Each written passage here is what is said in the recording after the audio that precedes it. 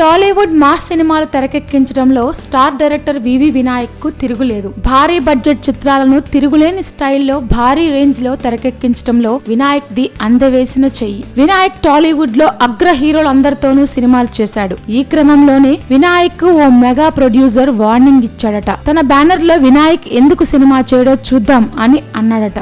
మరి వినాయక్ కే వార్నింగ్ ఇచ్చిన ఆ నిర్మాత ఎవరో చూద్దాం.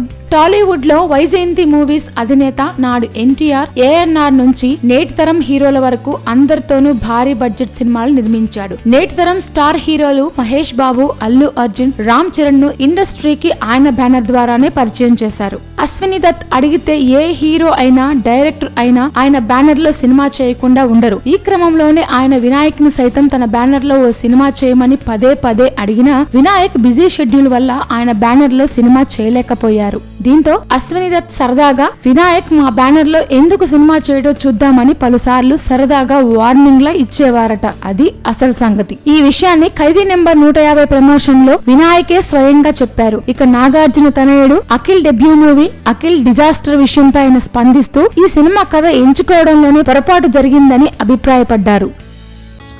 Please subscribe. Hi, it's me Purna. Please subscribe.